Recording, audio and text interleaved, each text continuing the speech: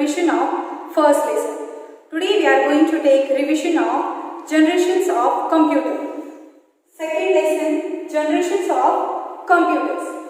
In that we are going to see different generations of computer. Generation means in our family also generations are there, like grandparents, parents and children. Grandparents are coming in first generation, parents are coming in second generation, children are coming in third generation. Like that, computer also has different generations, so that we are going to see. In 1937, Charles Babbage, a British scientist, he made a first computer. It was a mechanical computer. We can do there many calculations. So now we are going to see different generations. Let's see. In first generation, from 1940 to 1956. In second generation, 1956 to 1963. In third generation, 1964 to 1971. And fourth generation, 1971 onwards now. Means now which computers we are using? That are the fourth generation computers.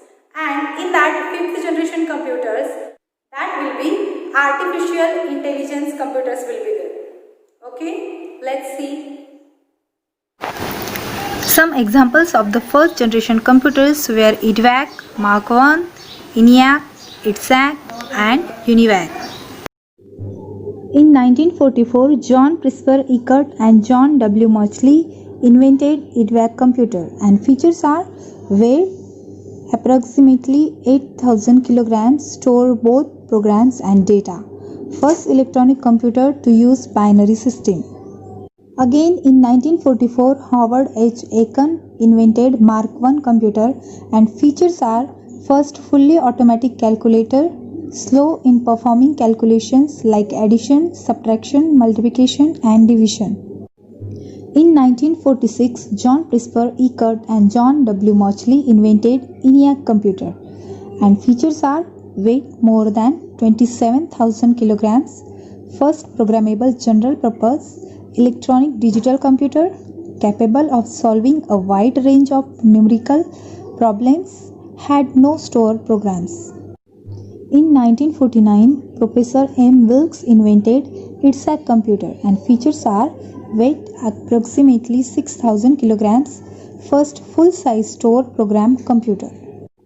In 1951, John Presper Eckert and John W. Mauchly invented UNIVAC 1, and features are weight approximately 13,000 kilograms, second commercially available electronic computer, handle both numbers and alphabetic characters properly. The electronic computer. In that, from first to fifth generations are there. The computers that were developed from 1942 to 1955 were called the first generation computers. In that, first generation used vacuum tube. A vacuum tube consists of a glass bulb and wire. The wire is used to carry data in the form of electronic signals. The first generation computers were very large, expensive and require huge amounts of electricity. The ENIAC, Electronic Numerical Integrator and Calculator, was a first generation computer.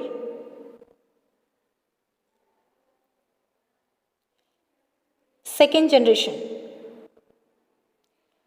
In second generation, computers were developed between 1956 and 1964.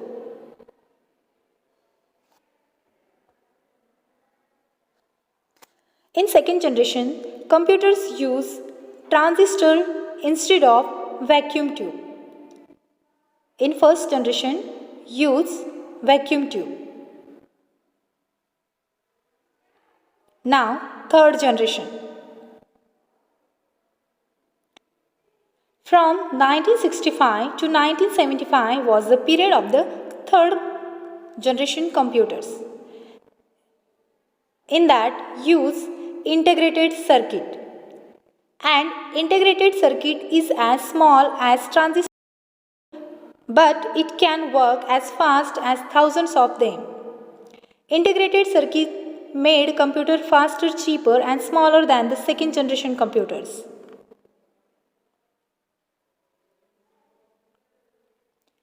Now, fourth generation. The computers developed since 1975 up to the present are called the fourth generation computers. The fourth generation computers use microprocessor. A processor consists of a small silicon chip on which thousands of circuits are placed. The fourth generation computers are smaller, portable and cheaper. They use less electricity and produce less heat. Now, fifth generation computers. The fifth generation computers are the most advanced computers.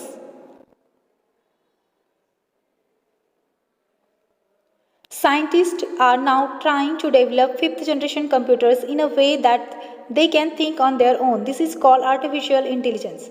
Robots works on this technology. In the first generation, 1940 to 1956, as a processor, use vacuum tubes, input, punch cards, output, printer, memory, magnetic drums, size very huge, speed slow, cost very high, and examples of first generation ENIAC and UNIVAC. In second generation 1956 to 1963, as a processor, transistors, input, punch cards, output, printer, memory, magnetic drums, size smaller than first generation, speed fast, cost less than first generation, and examples IBM 704 and IBM 1401.